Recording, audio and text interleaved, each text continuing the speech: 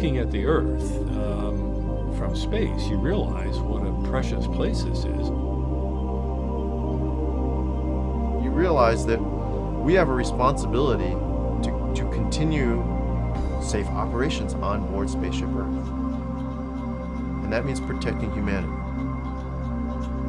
Asteroid impacts are tremendous events.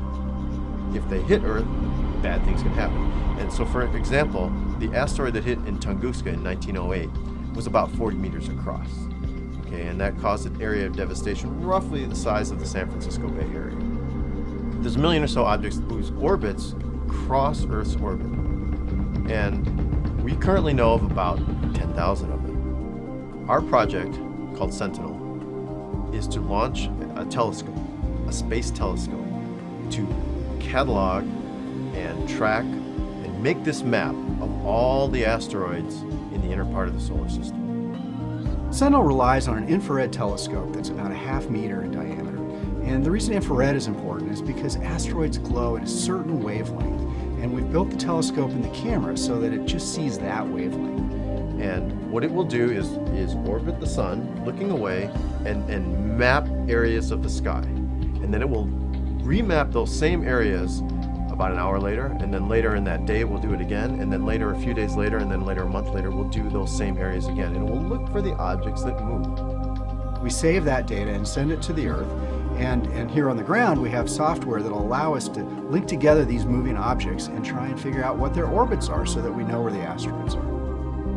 The nice thing about asteroids is that once you found them and once you have a good solid orbit on them, you can predict 100 years ahead of time whether there is a likelihood of an impact with the Earth.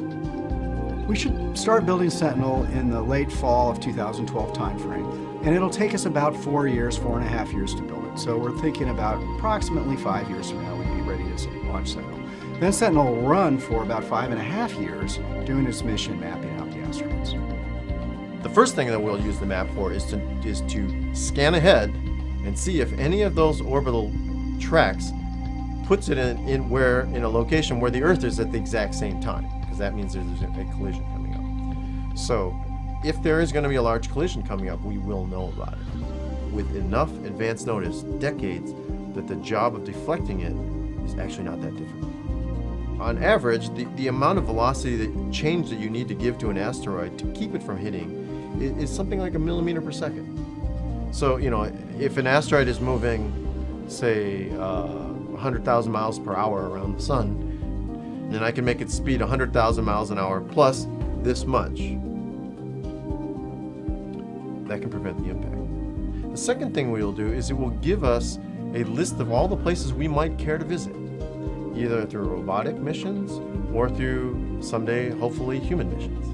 And this will again be the definitive map of where all those things are.